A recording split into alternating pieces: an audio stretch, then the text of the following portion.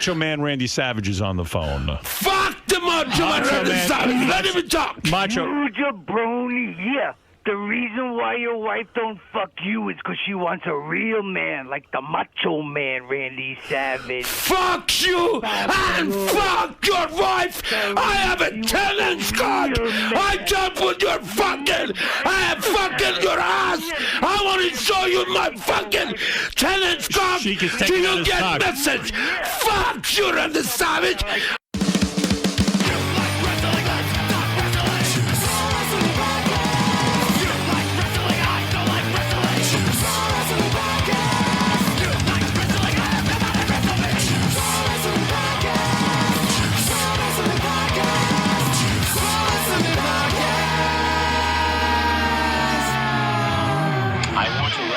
You so freaking bad. Wrestle me. Welcome back, everybody. Welcome to Juice Pro Wrestling, episode 237. The hardest part of the ring. That's right. Ding, ding, motherfuckers. We're back in the mix, and with us this week, we got a very special guest. First time on the show, but, you know, Sretton and I were very familiar with this gentleman. The first time we were on his show, we botched it all up and looked like a fucking couple of juvenile idiots. Please. It was my fault at the end of the day, but we live and we learn. Boy, the Juice came back and sang Redemption Song on the second appearance. So, it's all good. Anyways, ladies and gentlemen, boils and ghouls, faithful juice heads, please welcome the hardest part of the ring, a.k.a. Kyle from the Apron Bump podcast.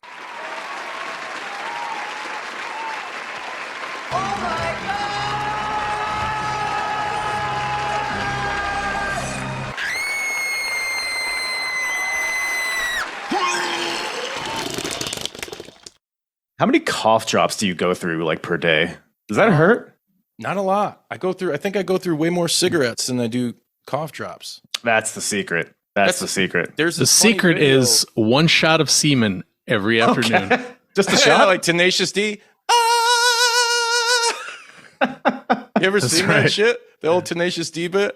I haven't. No, I can't say I have. So let me fill you in real quick. So back in the day when they had like the HBO fucking show, they're going down the street and there's like some dude selling like a lemonade stand, but it's like fucking rock star sperm is what they called it.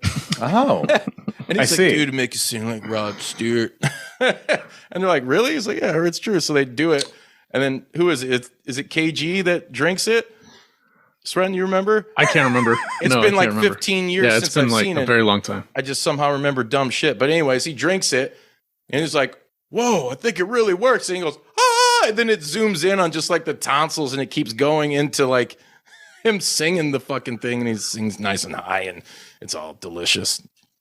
Delicious. I mean, yeah, if there were like, positive effects from eating semen, I would definitely give it a try at least. I mean, other than the protein, I don't know. If you drink your own piss, you like retain the nutrients that you lose during the day. Your piss has no nutrients. Lyoto Machida, an MMA fighter, used to do that. He trained, Machida. Yeah. I still have his Jax action figure. Wow, he has an action figure.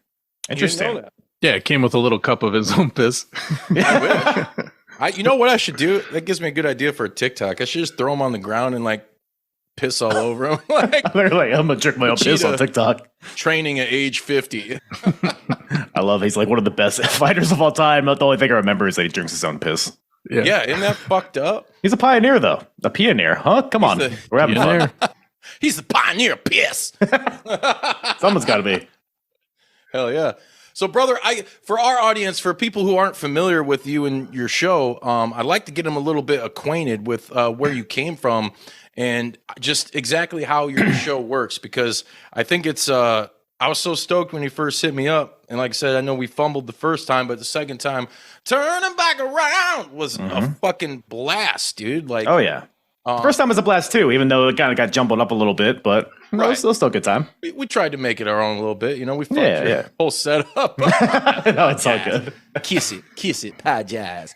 But yeah, if you could just let people know like what Apron Bump is all about and how the hell did you get started in this wicked world of podcasting? Yeah, man. So I started like late 2019, which is I feel like a lot of people started around that time. This is like when somewhere around there. Like Yeah. 2018, 2019. It was like when AEW was starting up, so a lot of people had a lot of opinions, and I was one of them. So I like started an Instagram before the podcast. Like, I'll just post stuff on Instagram. It's whatever.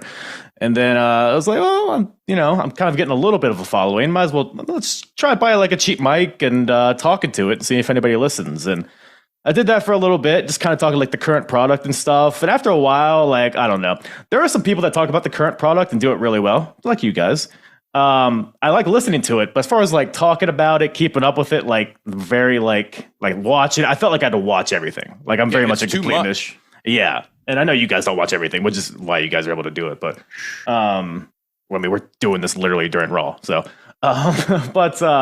yeah, so I did that for a while, and then it transitioned because I was already watching like old stuff. I was just running through the Attitude Era, just like before the podcast was even a thought. I was like, oh, let's just watch it for fun. Now, was Attitude Era? Was that shit like growing up? Because I don't even. Yeah. You may have told me to record. I don't even know how old you are, and you don't have to expose yourself right now. But I just turned 30 years old. The dirty 30. Tenderoni still, man. Tenderoni. Yeah, all downhill from here. Right. But you were watching. Hell no, it's not. I just turned 45. I feel fucking great. No 45, shot, you're 45. Still alive. Oh, man. Sorry, what you're drinking. All that semen you're drinking. Was that before we started recording, or was that during the recording? I hope that's just out of context. Yeah, it's all the semen you're drinking. In that episode. Semen jokes are always in context. Yeah, they're evergreen for sure. Yeah. But yeah, I started watching wrestling in like '99, so like I guess middle, tail end, whatever you consider the Attitude Era. Right. So yeah, that was like that's my childhood. That's what got me into wrestling. So I started in '98, like my rewatch, because that was like a little bit before. I figured it was a good point. It's like when Stone Cold starts really heating up, and so I started watching just all the Raws and then the SmackDowns and all the pay-per-views and stuff. And I'm like, well, I'm watching all this stuff. Might as well make some content out of it. So I think the first retro review I did was Royal Rumble 2001, which is one of my all-time favorite pay-per-views. The year I graduated. Oh, God. I graduated 10 years later. I graduated. Kyle. All the time. I forget that my whole life. But yeah, so yeah, and I started that, and then there were like other stuff, like New Generation Era type stuff, WCW stuff I never watched. So I was like, I've always kind of wanted to watch it, and then the network at the time gave us the availability to watch all the episodes, all the Nitros, the Raws, or what have you. So I was like, hey, let me just run through this and talk about it, and then started adding on like the golden era of TNA, Ring of Honor, and diving a little into Progress Wrestling in the UK. So now I've kind of now I just do retro stuff pretty much. And I have like a couple different timelines that I cycle through, and I have different podcasts on each week, sometimes wrestlers, just different guests to give different insight on all the different timelines. So every week is a different kind of era, promotion. And shout out to the Get Show boys, some homies of our show as well, man. Hell yeah. They'll be on, or Charlie from the Get Show will be on this Wednesday. Well, I guess it'll already be out by the time this is out. So yeah, go check that out, people listening. Right. Yeah, that's my story. So your approach to it is cool because like I wanted, like when we started, I wanted to do podcasting, right? But I didn't necessarily want to start with wrestling. I mean, to me that was just like getting my foot in the door, you know, because I knew a lot about it. I've been watching it since I was 5, you know, and I'm like, yeah, and there's just a lot of fucking turds out there that are talking about the shit. No one that's kind of got like that swagger or that coolness, you know. I wanted to like take it and make it maybe a little more adult, like kind of like a Howard Stern-y type feel, you know, maybe Joe Rogan where it's more about the hang, you know, like vibe than it is like sitting and interviewing a fucking person. I was a big Opie and Anthony guy. That's like my main inspiration. That's kind of, I watch. Do you listen to The Bonfire at all? Mm-hmm. The Bonfire is a Big J. Okerson, Dan Soder, if you're not aware. It's kind of a similar vibe as Opie and Anthony. Like I said, a hang. Like, I'm not here to, like, educate people. Like, ultimately, I'm a fan. Like, who am I? I'm just here to, like, let's watch some wrestling. Let's talk some shit about it. My main goal is to entertain. It's entertainment before anything. It's not about looking smart or being right about things. It's about it's fun. It's pro wrestling. Pro wrestling's really stupid when you really think about it. So let's have fun with it, you know? Yeah. But...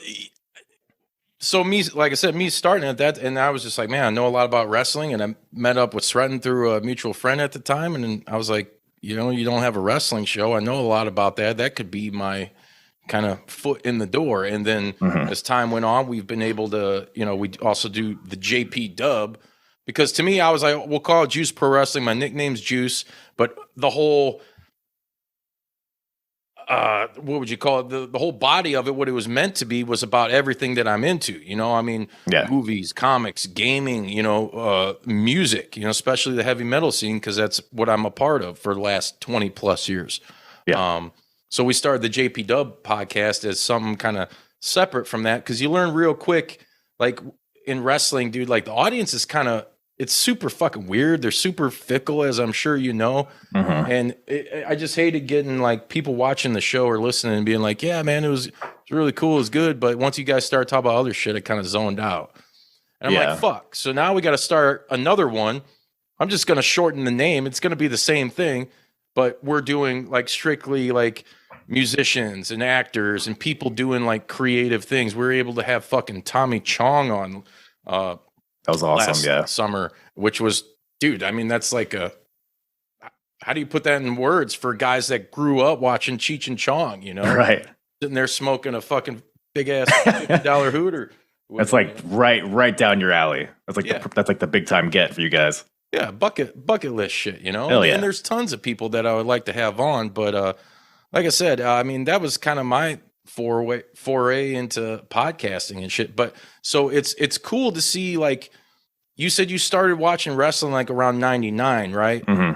And you're kind of coming upon this now with the way you do shit with your show, almost with like virgin eyes on a lot of this stuff, which I think is cool, especially in the entertainment aspect and like the comedic aspect. For me, it's almost like a mystery science theater type thing, Right. Like sit, watch this, kind of fucking joke around with it, or be amazed by something that was actually like, holy shit, like, yeah. I think it's also special since you talk about it with fresh eyes. A lot of people talk about that time in wrestling and other times as the golden times. And I always wonder if somebody came with zero context, like not having grown up with it, not all any of that shit, and they start watching that. Is it as cheesy as today's stuff? Is it as silly as today's stuff? Or is it serious? What is it? And then you'd come at it with that type of thing. But then, like listening to your show, I always did appreciate, like earlier today, a friend of mine asked like, hey, what are you doing tonight? I was like, we record on Mondays. So like, what are you guys going to talk about? Because this particular person knows we do the JP dub too. And so they don't know if we're going to interview a musician or a wrestler or like another podcast host. And I was like, we got another podcast host. I was like, but I don't know what the fuck I'm going to talk about, because this dude like knows his shit, and Wallace knows his shit. And unfortunately, Bodie couldn't be here tonight. But I was like, I don't know how to engage with these guys. But I always appreciated with your show, like the level of knowledge, whatever the show was, whatever pay-per-view or whatever event you ended up reviewing. That was sort of funny. Like when you had both of us on that one time, and like we came unprepared. And I was like, even if I would have watched it, I can't, like, what am I going to say? The whole time I'm just going to be like, hey, you remember when that one guy, I don't know his name, wrestled that other guy, I don't know his name? And you guys are like, you fucking bozo, just keep your mouth shut. But I do appreciate, like, I always appreciate like the Get Show guys, the Two Heels in the Face guys, a lot of the people that are still plugging away and doing it. I appreciate their fandom and their knowledge. Like, we're all trying to be like a real voice of knowledge in the wrestling community. And the wrestling community is like, parts of it are loyal and are awesome, but a lot of them are fucking turds. Like they just are. And that's it. And so that part's discouraging, but like most of the time, and like, we haven't had a fellow podcaster in here in a while, but everybody seems to be good people, and everybody's coming it from like a hustler's standpoint, and like you're doing it and you like the thing. I much rather talk about this and talk about the fucking next presidential election, And so, that's it. I know Wallace has got another thing going, so I'm gonna step away now, and so we could transition into something else. But I do appreciate the level of knowledge that you bring to each episode. Thank you. And I'm not, there's stuff I'm not knowledgeable about, but I try to lean into that when that's the case. Like if I'm talking about, 96 ECW, I don't really know a lot about that, but that's like the entertainment is like learning about these stupid characters like Hack Myers. Like I never heard of Hack Myers, but now he's like my favorite wrestler of all time because he's so stupid. But we cut that last episode I did with you. God, what was it? With the Sandman, fucking. what was it at the end? Is like we were talking about. He's like he just lights a cigarette in the fucking ring. Oh, dude, yes. Was he with woman at that time? I think Probably, so. right. I think it was. Yeah. He's always grinding up against some woman. Yeah. Yeah.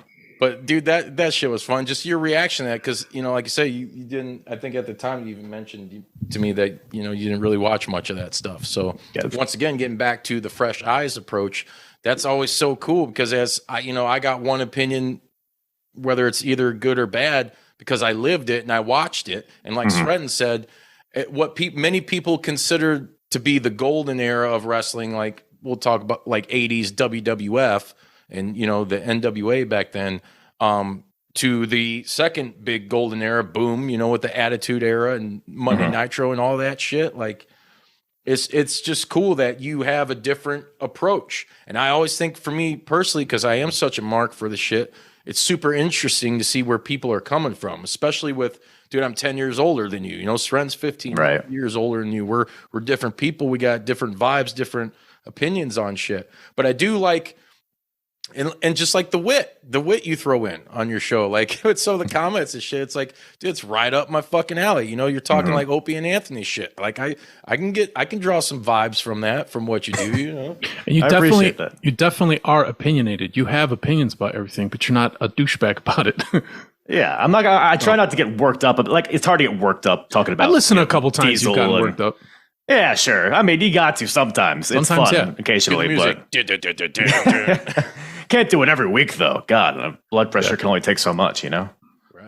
So talk about stupid Diesel and whatever Duke the Dumpster Drosy. It's like how are you gonna get mad at that?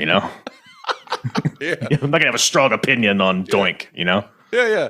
I like, dude. You got a pretty strong TikTok game going too, man. Like, oh, thank you. I enjoy when yours pop. And I barely use it. I try to utilize it just to draw more fucking eyes and whatever. Sren's shaking his head, but I do all the social media shit. So keep shaking, motherfucker. What do you got? The shivers? You Michael J? Yeah, social media is not for me. Yeah, well, it's not for a lot of people. TikTok's a weird one. I'm pretty inconsistent on it. I'll like be really hard on it for a while, and then I'll be like, screw this. But I make fun of all my friends and everybody that's on TikTok that's over the age of 16. Oh, I use TikTok. What would I do when I'm pooping if I don't have TikTok? You know what I mean? Right. I'll take 45-minute shits just because I'm on TikTok. I like the clips though. When I'm like I said, I'm scrolling through and your clips pop up, man, and you seem to do pretty well on there, and they're entertaining. So I mean, that's sometimes that's the key word. You said it earlier. You want to be entertaining. It's entertainment to you. We're all here trying to fucking. We ain't fucking ESPN sportscasters or like whatever, trying to be super serial about everything, Yeah. Oh my God, you're so serial. Yeah, I mean, you guys are the same way. I mean, you guys were one of the first podcasts I reached out to for a guest spot. So that's because you felt like we had the same vibe, Yeah, for sure. I appreciate that. So what do you, because like I said, the topic for tonight was there is no topic, and like with us, it's very much a thing because I'm very much into the spontaneous fucking shit, and just hanging out with people. But I would like to know, as a fellow motherfucker who's grinding and doing the shit, what are some of the hurdles, at least you've experienced with your show and just your game trying to do fucking the whole shooting match? And, because it's a lot. I don't think people understand really like, there are so many quality podcasts that aren't Chris Jericho or Stone Cold or fucking Conrad, that aren't nobody involved with the business per se, But I feel like a lot of us get swept under the rug because it's easy for those fuckers to go on to get the audience and then, you know, and you got to struggle and like financially put it in to fucking promote because Lord knows social media ain't going to let you see shit unless you give them that almighty dollar. What's some of the hurdles that you faced, and what's some of like the dark side of podcasting? Oh, the dark side. The dark side. How sweet, dark meat. Just a lot of drugs and all that stuff, but that's just the usual. You know what I mean? Whipping out my dick on a plane. The usual things we go through. Can I see? But that's up for the paywall, sir. You got to pay for that. We can never understand the Patreon thing. I was like, I don't think motherfuckers would even give a shit if we had one. That's my thought too. It's like, who am I? Who am I to be worth paying for? We've had so many meetings in the last 4 years and debating whether or not we should take pictures of each other's buttholes and OnlyFans. I have a picture of Brian Knobs' asshole. If you guys want it.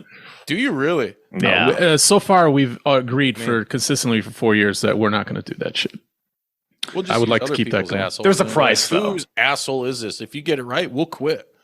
The price of fame. I mean, a couple G's. I'll throw my butthole on the internet. I mean, you gotta do what you gotta do. But hurdles. Speaking of buttholes, well, early on, because like I said, I started talking about like the current product, and it started to wear on me pretty fast. Because like I said, it felt like a job ultimately, because it just felt like I had to watch everything. So that was an early hurdle, is like figuring out what I want to do and how consistent I want to do it. But I've kind of reached a point now where I enjoy watching the stuff I'm talking about. Otherwise, I wouldn't be doing it. Because it's not like 2003 ROH is like an algorithm booster. You know what I mean? Like that's not what people are hungry. People aren't hungry for Special K and young Jay Lethal when he was Hydro. Like that's not what people are looking for. Right. But you know, I kind of try to build like the narrative of it is kind of a thing I've tried to figure out over time, is because like I cover the stuff chronologically, so it's aimed to be like, I don't want to say a story, but it is like you could follow it. Like if you like just discovered me today, you could like go back and binge my episodes, and it'd be all like episodic, and it'd be all like in order. That's kind of how I've designed my podcast. That's kind of been like the big effort, is like how to organize it, how to stagger each episode. So. And I've kind of reached a point where, like I said, I have like 5 or 6 different timelines you can just go through. But so figuring that out, I guess, was a hurdle, as it with any podcast. And like you kind of alluded to, like, you know, engagement and trying. My goal is just to have, not to make, you know, a couple dollars and cents with a Patreon. It's just get as many people listening as possible, have as many people aware of me as possible, and like you said, it's, you know, wouldn't it be cool to not work your shoot job and just fucking do this? That's the goal, I think man. that's really the end game if you're really serious about this stuff, you know? Mm-hmm. So, and it's weird because, I mean, I won't say any names, but there's some podcasts that get like crazy numbers, and I listen to it. It's like, God, this is like the most monotone bullshit, just the most copy paste, like. And then I'll turn on like another podcast. It's like super entertaining, and they have like 3 people listening. So it's like really like random. It feels like. So yeah, no, I know. Sorry, we're only going to expose you to 3 new people this week. Yeah. Hey man, that's everyone counts, right? But why I say, hey man, nice shot, you know. But otherwise, I mean, guests. I haven't really had any issues with guests, really. I mean. No dicks really so far. Have you had anybody on at all that you're just kind of like, whoo, I'm glad that one's over? And you ain't got to say any names. I mean, there have been people where I'm like, I'm good. No, I mean, I wouldn't have called you back if I would have said I'm busy tonight if I didn't like you guys. I mean, yeah, there are some guests I've had on where I'm like, did you watch the show that I said to watch? Because they're giving like the most like generic answers, like, oh yeah, that match was well, you came out and said you didn't watch it, so yeah, coming out 2023, it's the thing to do. It would have been funny if you like had to pretend to know all these like obscure 2002 Ring of Honor guys and just get caught on it. But yeah, that's embarrassing as fuck. No, but otherwise, yeah, it's been relatively smooth sailing, relatively drama free. I feel like I've made a ton of good friends, including you guys, so it's been happy days for the most part. Speaking of happy days, so this past weekend, there's a seltzer called Happy Dad. Have you heard of this? I have not. Have you heard of this? Have you seen this? A little Jimmy Vollmer for you who don't know. It's a grape seltzer. It's decent. I got, you know. You a seltzer guy? You a seltzer boy? No, not. You love seltzers. I'm spreading the word. I don't seek it out. I mean, I'm drinking, like I said, Modelo right now, but I drink it from time to time because my old lady does, and then I'm looking, I'm like, hey, you know, could lose a couple pounds. Oh, belly. I feel that. Cut the carbs with that shit. But anyways, long story short, my drummer brings me over. We were cooking out this past weekend. And he's got like a case of this shit called Happy Dad Seltzer, hard seltzer, and it's Death Row on the can, dude. I'm a Death Row Records, like straight up. I'm like, the fuck out of here, dude. So even if that tasted like shit, it hit so hard because motherfucking Death Row representing on the can, dude. And I got Death Row cans of and it's Happy Dad, and it looks like it's the most cheap God damn. You know what? Hold on. Give me one second. I'll show you. Go get one. Crack one open. You know you want to. There's no more. He drank them all. Wow, they were so good, huh? They were. Yeah, probably. I feel the same way. I don't know if he can hear me. I feel the same way about seltzers as I feel about TikTok. But whatever. For the children. Yeah, just like what you like is fine. I don't care. Yeah. Oh, it looks like a Stella almost, like the Yeah, it kind of does. logo. But look at that. They're like fucking Death Row, you know? Who'd have thought? Oh, it's actually Death Row Records. Okay. Yeah, I'm not, I see. that, I wouldn't have even brought it up. It's like, why does this fucking guy talk about seltzers? Fucking jabber. I like seltzers. They make me very bubbly. Like I could drink like 5 of them and then I want to puke is the thing. So Yeah. they're tasty. They're tasty from time to time. What's some of your favorite brews to drink, man? Ooh, well, I mean, Broken Skull, I'm wearing the shirt right now. We actually went to the brewery during my honeymoon. So yeah, Free and time. congrats on that shit because, dude, thank you. You went to Mania this year too. I want to get into that a little bit too. Ooh. Oh yeah, it was a good old time. We went to California. It was like a 10-day trip. We started, north. I don't know if you guys, you guys are central, right? Yeah, Midwest, Right. Chicagoland, Northwest Indiana.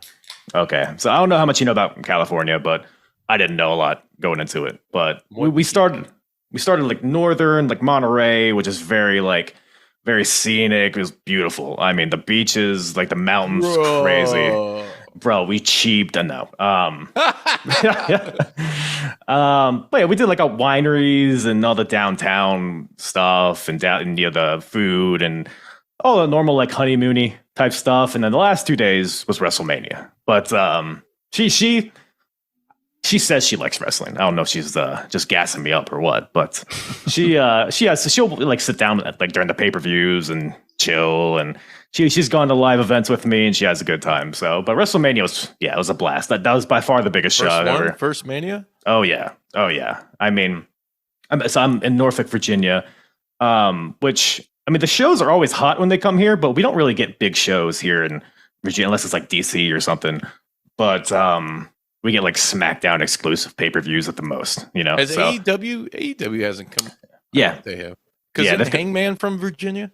Yeah. He's from like the country, Virginia. It's like a city I've never heard so. of. He's a fucking cowboy. Better not be false flagging in my hood, G. At least I assume he is. I don't know. But yeah, he came out with like an I Love Virginia shirt. Yeah. Yes. Well, that's where we live. That's what we all said. So yeah, AEW's got the first time AEW came here is probably one of the funnest shows in Norfolk that I've been to. It was the one where Bryan Danielson and Hangman like had their first face-to-face. I guess Bryan turned heel that night, kind of.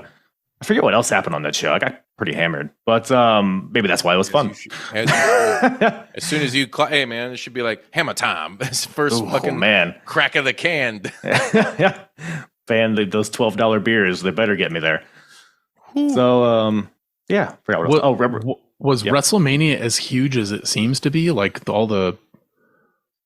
Like just the scale of it, is it as fucking huge as you'd think? As loud and crowded and it was I mean it's open air football stadium, which is like, I mean, I've only been in the little arenas to see wrestling shows, so it was definitely like an eye opener for sure. You see that huge stage, is almost like, because the ring is still the same, so it's almost like it seems small, but like you look around and it feels really grand. So it was really cool though nowadays. And I'm curious about that too, because dude, I've only been to one Mania, but the fucking date myself because I always do.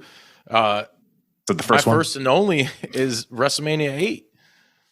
Ooh, that's not the Coliseum. We're talking 30 years essentially. I mean, this is what 39 you just went to. Like difference, like, and it's still, to me, especially as a little kid, that was like Hulk Hogan. This was I mean, that's the same pay-per-view. Hogan fought Sid. You had Macho Man and Flair, Brett and Piper.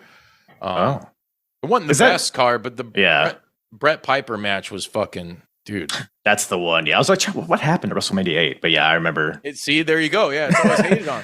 But I remember Sid's on the cover. That's all I remember. Yeah, it was the double main event. Like, what the fuck? But it's interesting because it is a lot. It was grandiose then, right? And this was back at where the Colts used to play, the Indianapolis Hoosier Dome, which is no more. It's Lucas Oil or whatever. But to see where it's at now, especially with all the technology, the spectacle, all the shit that they were doing, like they didn't really do nothing like entrance wise. No, they were just coming through that early 90s neon fucking light fucking entrance thing, and you just popped for whoever you popped for. But now it's like so much more grandiose, dude. Like it's like going into the Super Bowl. You feel like it's on par with that from attending? Oh yeah, I mean, I've never been to a Super Bowl, but I would imagine it's pretty close. You've seen them on TV. Yeah. Come on. When you got fucking what's her name, and she's even pregnant and dancing, fucking doing all that crazy, the spectacle. That's like that's probably millions of dollars itself just in that presentation of that. You know? Get to see Logan Paul come in on a zip line, all that stuff. That was my dream to see Logan Paul, of course. But it was. WrestleMania 39, I mean, the stage, obviously it was a huge stage. I loved how like kind of simple it was though, because in the past years they had like the roller coasters and like the different active things moving in the background. But I liked how it was kind of like not plain, but it was simple. And it like made you focus on the wrestlers coming out. Like to your point, I kind of like the old days when it was just like there's like no screen. Like it was just crowd behind them. And they've done that like with some of the recent Rumbles, which I really liked. Where they just come out and it's just like a sea of people. I think that's like the best visual. So I wish they would do that more often. Yeah, for sure. But yeah, WrestleMania was awesome. It was cool to see. You went both nights? Yeah. They were both great. I mean, even with the main event being what it was, that was like the whole thing. But that was just the energy of both main events, really, and especially because I'm covering old school Ring of Honor because I was watching back in the day, like 06, 07 is when I started watching, and I would like LimeWire these shows and watch, I mean, ROH was relatively big, but they're wrestling probably in front of like 200 people maybe. Right. And I was a huge fan of Steen Erico back in the day, Kevin Steen, El Generico. Yeah. So to go and attend and see those two guys main event WrestleMania was fucking awesome. Wearing that PWG fucking gear too, man. Oh yeah. Homage to PWG on their fucking that was trunks. Insane. But I mean, what you guys think of the show? Like from watching, like was it because I mean, obviously being there live, the atmosphere is crazy, but I'm sure you guys talked about it, but like overall thoughts? I mean, I thought it was decent. This is like in the last several years, it was a tolerable one, but I'll tell you what, I enjoyed Backlash more than actual WrestleMania. Backlash was nuts. And it was nuts because the crowd was so involved. Involved, and it didn't feel like, all right, well, we got to pop Tostitos this next match, throw it on the Tron, or what was it? Cinnamon Toast Crunch. I'm sorry. Yeah. Whatever. I get business is business, but man, what the fuck? Quality-wise, match-wise, interest, it was there. Whereas you could have asked me like 5 years ago, even a couple years ago, and I'd be like, WrestleMania anymore? Nah, there's maybe one or two matches I could give a fuck about, but you always got with the homies and sat and watched it because it's much like the Super Bowl. It's a reason to get together, eat, drink beers. And we just so happen to be able to talk shit about it on the Monday after. Hell yeah. It's always, yeah, like you said, it's always either good stuff or stuff you can shit on, but I mean, as far as like production-wise and shit though, yeah, dude, I always look at them and I'm like, man, that is really like second to none as far as live sports presentation. If you want to count, NHL, NBA, fucking MLB, NFL, all that shit, UFC, they produce a show like no other, Yeah. Got to give them that. So I could only imagine. It would be weird for me, I think, especially because I hate people a lot more now, I think, as an older person. But it's so much more. Like, how many were in attendance? I know they count both days, but, it was like 80-something thousand each night or something like that. Fuck. Yeah, see, dude, I am going to Mania 8, and there's probably maybe 40,000 or something, which was still like... that's huge for the time. But I was a little kid, and I could tolerate people more, Like, suck, you suck, like, ugh, why don't you wear some deodorant? Yeah, we got end of the row seats, so we didn't feel like we were, like, crammed in, so we paid extra for that. And I will always do that from now on. And it was super loud because I remember when I went, dude, it seemed loud, but it's hard to remember 30 years ago. And it was also in a dome, like out. I know it's out in open air, but still tons of people, man. Like when shit happens, say like, during the Cody match or like any of the main Bloodline storylines or anything like that? Did you just feel it, like the adrenaline wise, like that roar of the crowd, 80,000 motherfuckers in attendance? You know, the main events in particular were not, like, especially Cody Roman. I mean, everybody in that arena wanted Cody to win, and then when he didn't, it was like a morgue. Walking to the parking lot, it was so quiet. It was like, oh, Jesus. Everybody was so sad, dude. It was, oh man. But I mean, it was fun. It was worth, like, that emotion though. Like, good, bad. It's fun to feel that emotion while watching wrestling, because that feels like it, as you get older, it gets so farther and farther between. And the point is, to me, that's what are we there for? To be entertained. That's so beyond super entertained that it becomes, the E word becomes emotive. You know, it was emotive. Like, I'm sure Super Bowls have been great, and I'm going to keep, you know, forgive me for repeating Super Bowl a million times, but I mean, that's really the parallel on what you got to compare it to as far as a sporting spectacle. Dude, it's just, it's so much more and so much bigger when you can, who has watched a Super Bowl game and, like, really left, like you said, like, it looked like a morgue while everybody's probably quiet and shit. Like, dude, it doesn't matter where you're at. If we had home field advantage or not in the Super Bowl, like, you don't see people walking away that butthurt. They might be like, oh, fuck, whatever, you know, but you leave a wrestling match, some big event like Mania, and you're that invested. Wow, dude. That's why back in the day, people believed in it so much that motherfuckers are running the ring with guns and shit. You know, like, I'll take a bullet for you. You know, like, I'll get one for you. You know, like, that shit was for real, dude. Like, when fans used to fucking call cops and fucking try to fight these dudes and stab them. You know, Piper's talked about being stabbed. All these other guys, Flair. Wow, dude. When you can just draw, that's why wrestling at its core will always be right here with me, because it doesn't matter what kind. If you like your death match, you like your lucha libre, you like your fucking old school, you know, just grappling wrestling. Dude, there's something there for everybody. You know, it's fucking brutal theater, man. Yeah, it's funny because my first podcast episode, that was like a big thing. It was like, we've never had more access to wrestling now. We have access to anything we want. Old school, like you said, like all the different styles. So there's no reason to watch stuff that you dislike nowadays. You could, like, tailor what you watch to what you like and, you know, do that. So, but I get some people hate watch things. And I get it. So, well, some people just don't have the attention spans. And, like, for instance, like you said, there's so much out there, and not that I don't have the attention span. It's just I'm a 4-year-old man trying to do his thing, you know, and a family and shit. How can I afford to watch, if you think about literally, like, just mainstream? So we'll say, whatever is ROH, AEW, New Japan, WWE, there's probably close to 20 hours a week just on main access TV you could get. You know, like, that's a lot. And then you factor in, like, regionally, wherever you're at in the United States, there's some pretty banging ass indies going on, you know, like Texas, Chicago's got some fucking hotbeds, you know, the East Coast, California's got some, Vegas got FSW. It's like so much.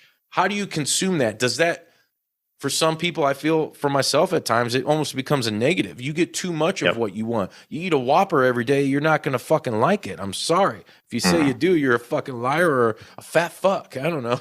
Hey. I did eat that spider Whopper, and yes, I did shit webbing. How was it? What is this? Is it like a regular Whopper? Just looks like a Spider Man thing? It's just a fucking red bun with some Swiss cheese, you know? Oh, well, that's fun. Shit blood. That's cool. Shit and blood. But yeah, a lot of wrestling. And that's like, so I find, like, nowadays, especially with all the old school wrestling I watch, I don't watch a ton of the current product. I'll watch, like, the pay-per-views, and every once in a while, probably the most consistent TV show I watch is Dynamite. And it's interesting because the reason for that is because it's like, with WWE, WWE is not bad, but you got Raw, SmackDown, NXT. They all feel the same. It's just relentless. I mean, those 3 shows alone is what, 7 hours. Yeah. So it's like, I just don't have the energy to, like, sit down and watch a Raw. But Dynamite, hey, 2 hours. It feels different. I'll watch that. But with Collision coming up, and maybe this is a question for you guys. Does that make you? Because to me, it's like, it feels like a lot to watch. And I'm sure I'll start trying to watch it all, but I'm wondering if I'll like fall into that thing where it's like, oh, it's 4 hours, 5 if you count Rampage, and it might. If hopefully I just don't just like, back away from it like I do WWE. But what are you guys' thoughts on like Collision? Do you think that's going to be too much? I don't know. In a way, I'm a Libra. See, I'm balanced, dude. I can see both sides. Yes and no. Yes, because I mean, dude, it seemed like, I guess they say Rampage was doing well, but dude, I'm always, it's the media, so maybe you just always see the negative shit. You got to pay to see positive shit, man. I don't know. Yeah. But Rampage wasn't really doing too well.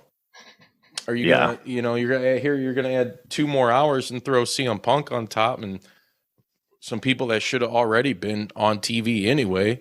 Yeah. So if you want to go on the negative side of that, but then I also think it's fucking awesome. Who knows what it could bring? Because it seems like they're going to push it as it's basically Dynamite on a Saturday, Yeah. Which is interesting because they have the bloated roster to utilize and do something cool with. But like you're saying, man, that does scare me too. You get too much, it starts to taste bad, Yeah. Yeah.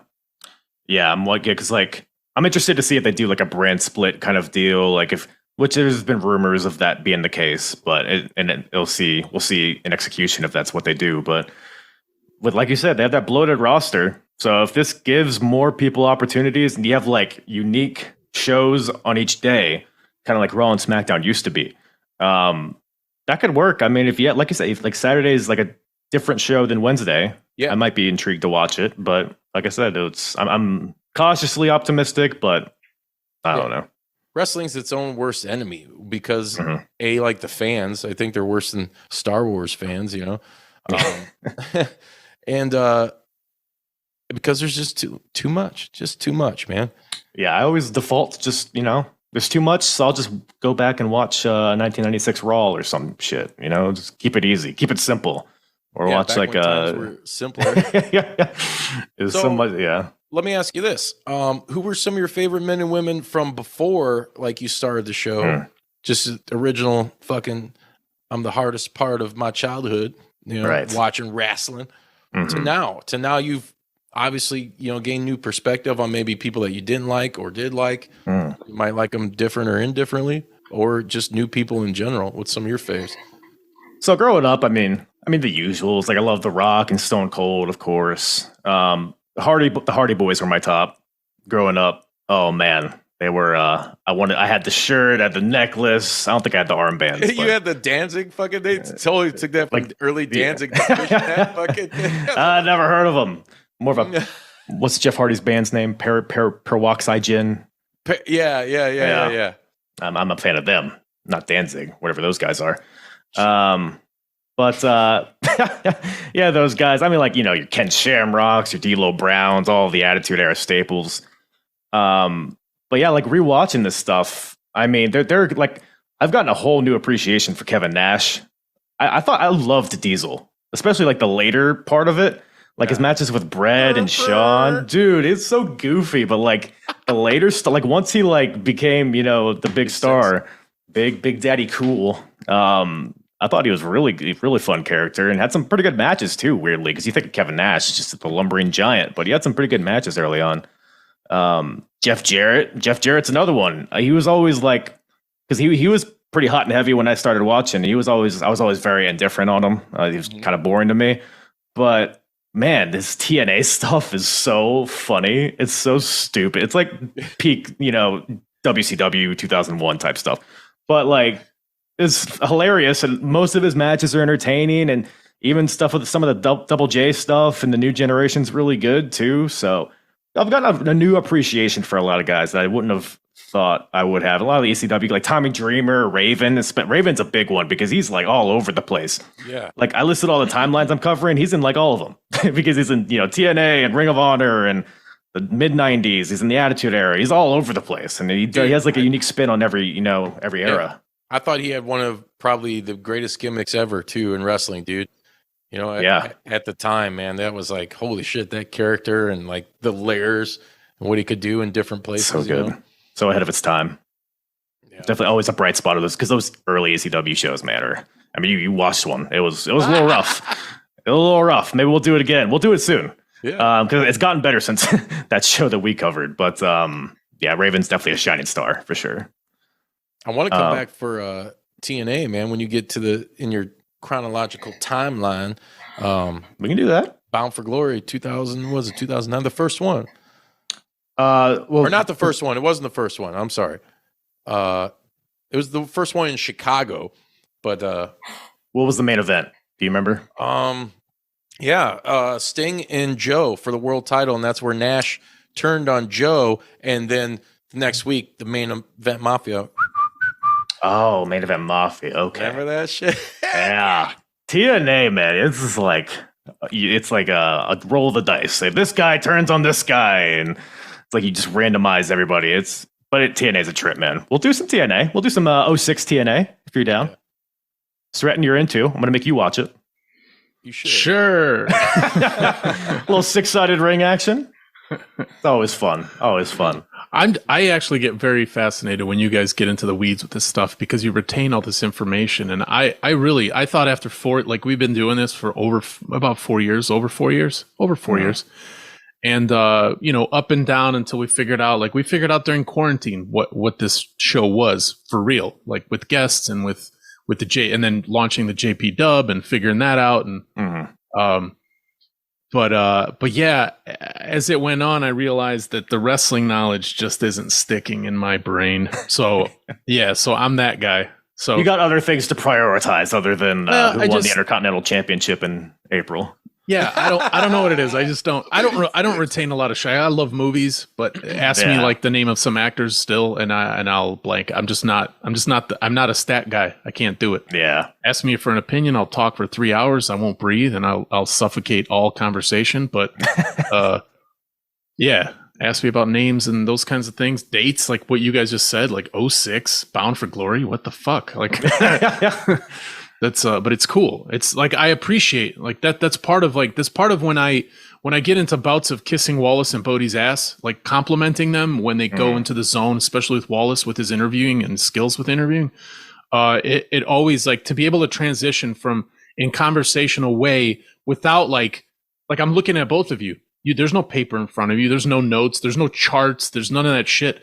You just kind of like say it because it's something you have knowledge of and you have a passion for it. It's shit you like, and shit you not like in a belittling dickhead way. You just like it and you like talking about it. The words "little dickhead" in succession. How'd you know? Well, I'm trying to say a bunch of different words so the AIs can so I can leave the show. I'm gonna quit the show and I'm gonna be replaced by an AI. Just get all the words in. Yeah, I'm trying to get all the words in. But yeah. So it is cool. I appreciate that. Yeah, it's worthless knowledge at the end of the day, but it works for the podcast. So. Maybe not long term. It's everybody has a dream of what the long term thing is. If you get lucky enough that this is the job, or you get it support through fandom. I know a bunch of creators from Austin that talk about tech or fucking magic or whiskey, and they've created a way and a formula and they've made a living for, I think, over 10 years now, just based on what they call producers, and the producers are their audience. And that's with various, places where people can pay to hear you, pay $1 an episode, pay a $1 a month for your episodes. And then, you get 10,000, 20,000, 30,000 people to help you out. The worlds of the YouTube people, I don't know how they do it. Like those algorithms and that secret sauce, I don't know. You have to keep up with trends, and you have to be kind of keep is the key word. It's not just that. There's a lot of people that are not authentic to they're not authentic to whatever their personality is. They shift themselves based on whatever trends going on. And if you can do it, cool, because there's audience out there that loves that shit. But like if you're a personal creative and there's something like you need an outlet, for example, tonight it's professional wrestling. Sometimes it's music or horror. Sometimes you're creating your own shit. And when you're not authentic to your own self, like maybe you're making more money, but it's just like being in the corporate world and bullshit. Yeah. Well, you want to be authentic because it feels better. It doesn't feel like a job. It doesn't feel like a chore. And no matter what anybody says, there's no fucking way day in, day out, you feel like doing this. Every Monday, like, to be honest, like most Mondays, I'm like I want to see my friends. I want to talk about stuff, but I'm a fucking baby a lot of the times. And you fired up. You just fucking do it every week. Yeah. You just do it. But the audience, they don't need to know about that shit. Mm-hmm. But you also need to be. So you done burst their bubble. You do need to be somewhat authentic with what you like. That's why your format is what it is. That's why our format is what it is, because this is how we want it to be. This is how we do it. And that's what I was hoping he would do. Night. Exactly. Just winding them up on the west side. Yeah, that's why they watch our show. They're like, when's Juice going to cut another fucking rug? You know? Well, now people are going to turn it off because they got what they want. Got one that needs to be damaged. Cutting a rug, you old ass man. Fuck, God damn it, Kyle. So you go eat some supper. Let's transition real quick out of the wrestling realm. We're talking about cutting a rug, dude, music-wise, and we can kind of jump back into wrestling, too, because I'm really curious about this. What's some of your favorite fucking bands to jam out to? And then the flip side of that question, what would be some of your favorite fucking wrestling theme music? Ooh. I mean, music in general. I mean, the 90s, like late 90s is kind of usually, if I'm just like chilling, Don't say Buck Cherry. No, like I like really like dildo-y music, like Goo Goo Dolls, and I like rap, 90s rap, obviously like Tupac, Biggie, like all the bandwagon stuff. But NSYNC, NSYNC. Let me tell you, I could do a whole thing on NSYNC. Dude, I'm a New Kids kind of man. Oh, I thought you were gonna say Backstreet Boys. But it's just where there's a 10-year age difference. So that's, when I was a kid, it was like New Kids impress the chicks, like, cut some steps in the side of my head. Sure.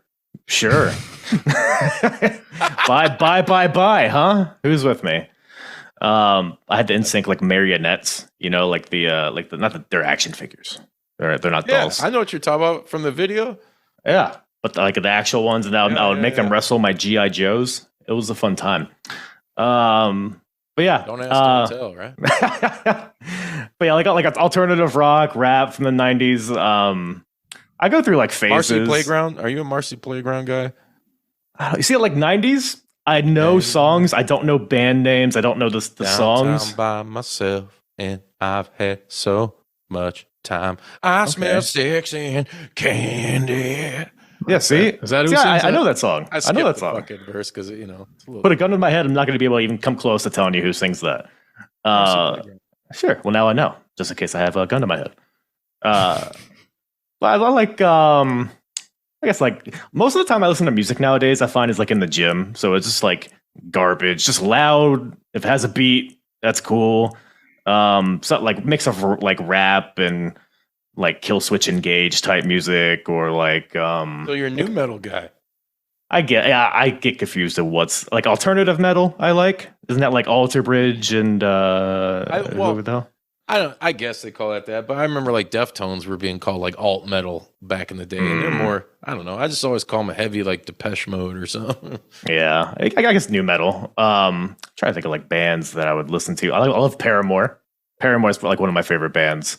But also like Skillet, kind of all over the place a little bit, but a lot of like WWE pay-per-view bands is kind of where I've learned about. Like that's how I learned about Wrestling. What's that? Like Saliva. Love Saliva, but only because of like all the early 2000s like pay-per-view theme songs. It's like dad rock. I'm a big dad rock guy. Like I'm Creed, a dad brother, love Creed. To that, so don't call it dad rock. Nickelback. I just discovered 90s Nickelback, and that shit goes hard. Oh, God. Yeah. That's none of this, look at this graph. No, they go in the 90s. Never made it as a wise man. Oh. Sickle cell, something, singing. Don't, man, you're going to get me all hot and bothered singing that. Chad Kroeger sucked his own dick for a case of beer as a teenager. I read it in the long out of print magazine entitled Blender. This is a true story. For him. That is the JP Dub clip of the week. Would you guys suck your own dick if you could? Yes, you know why? Because dogs can. Oh. Can they? They can. And they do it because they can. So it's like, yeah, take a look. Take a lick. What's the matter? Can't say I've ever seen a dog suck its own dick. But I'll take your word for it. Yeah, I have cats. I'm a cat guy, so okay. Well, they don't suck their own dicks. I've seen a cat's penis, so that's an interesting thing. Yeah, I You think guys seen Cat's penis? they come in and out, I think. They, like corkscrew out and then when they Whoa. need to pee and then they corkscrew back in, I think. I heard that once. I never really looked into it, but it's a fact in my head. Drill So claw. I've never seen my cat's penis personally. I've never really asked him about it, but what were we talking about? Oh, music. The second part of the question, the wrestling. I went to a cat Yeah. penis spiral, as I often do. Yeah. It's not the Wrestling first themes. time. Those are those juicy tidbits. That's why everybody tunes in. It's They're like, juicy. These guys were talking about cat cock. Man, give them the people what they want. Can we change the episode name? Cat cock? Cat cock. I support Cat Cock Talk. Like, it. Ooh, I might start a podcast called those that. like TED Yeah. Talks with cats. I mean, wrestling theme songs. Trying to think of like if there's like a specific kind that Like when I was a like. kid, dude, like Real American came on, dude. I mean, you just got fucking jacked for that shit, you know?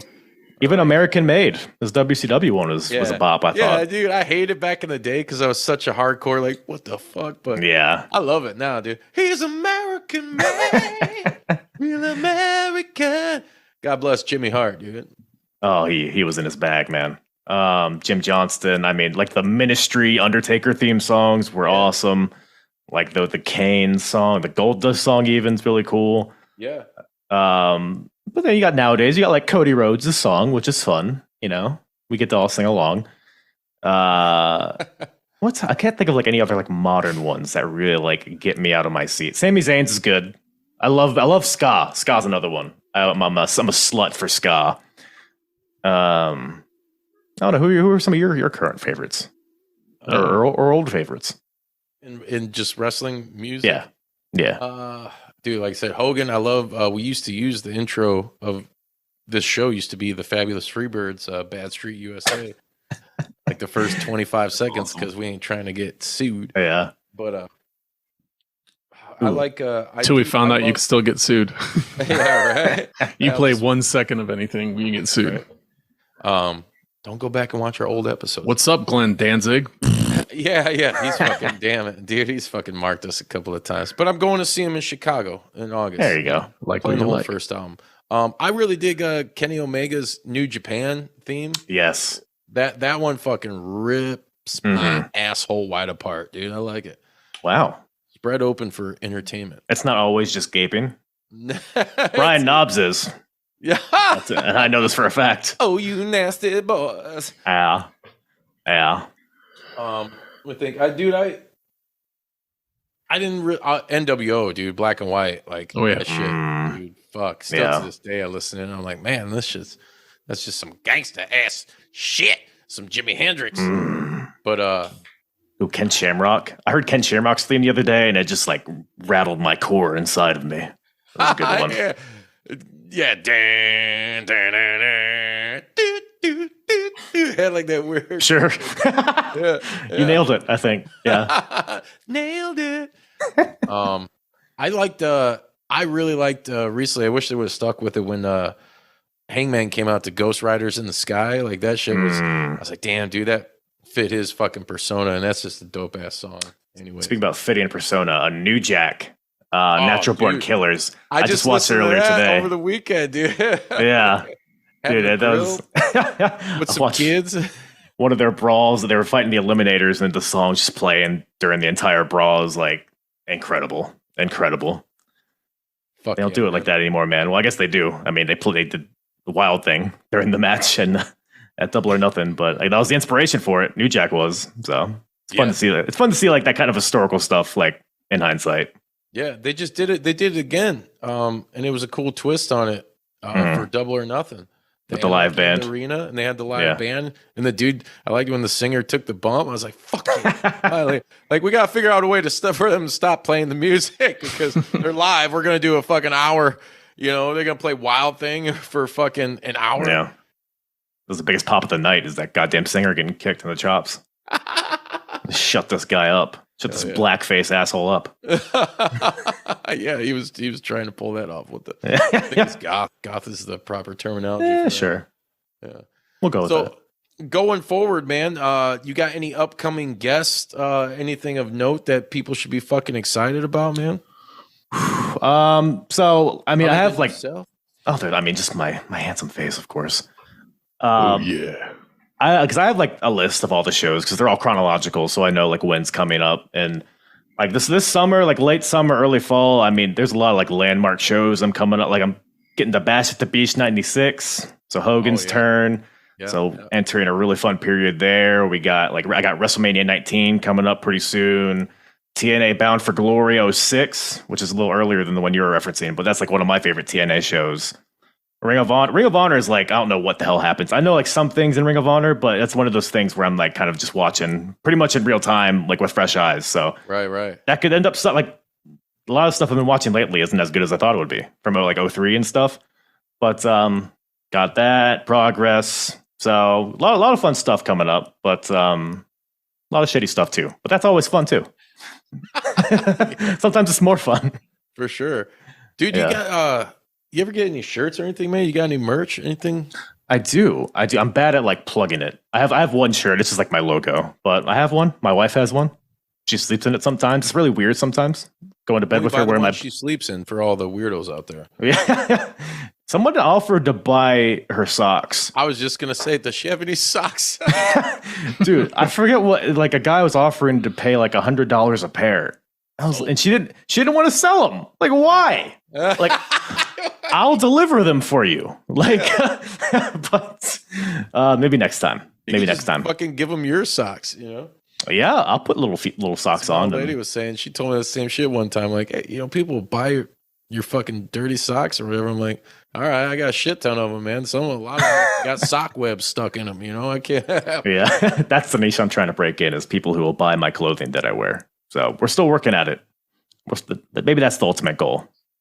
It's not being in WWE. It's selling my underwear. So. Right. We all have dreams. We should have dreams, and we all do have dreams. Yes. Yeah. Hey, speaking of having dreams and trying to make them come true a little right now, where can everybody fucking follow you at and subscribe and catch the fucking show? Ooh. Well, first of all, I appreciate you guys for having me on. It's been a good old time.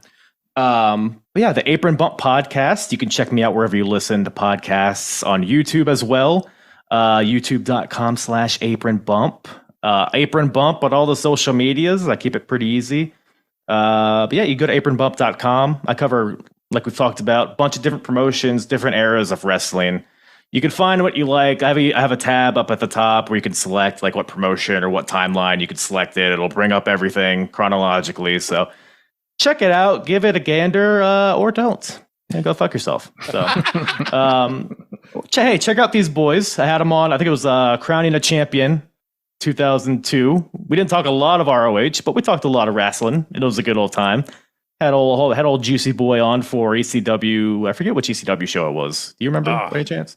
It was 95 sometime. Yeah, I forget. You could probably just type in juice in the search bar and find them. But use that. Use that to dip your toes into the water. Why don't you? Yeah, that's about all I got. Fuck yeah, brother. Well, it's been an honor and a pleasure, and we're going to do it again because we will. It's such a good fucking hang. Right now, if you guys fucking enjoyed the hang, rate, review on any podcasting platform, buy the fucking shirts. God, fucking buy them. Stratton's yelling at me every week, like, why we still got the same shit up there? And I'm like, well, you know, because no one's buying them yet. Trying to give you motherfuckers a chance. So finally, I've been talking some shit. New designs are going to be coming soon. So get what you can get at prowrestlingtees.com/JPWtees. If you're watching right now on YouTube, like, comment, share, subscribe, motherfuckers, and hit that goddamn bell so you know when the latest and greatest is fucking dropping upon your fucking skulls. I concur. Stratton, Kyle, hardest part of the motherfucking ring. Check out the Apron Bump podcast. If you don't, I'll fucking find you and I'll fart all over your fucking face.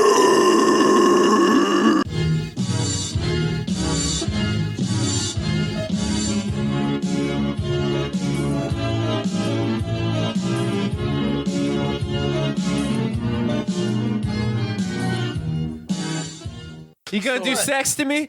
Did you like that video? If so, be sure to hit like and subscribe and check out more killer content from your boys at Juice Pro Wrestling. Whoa, yeah!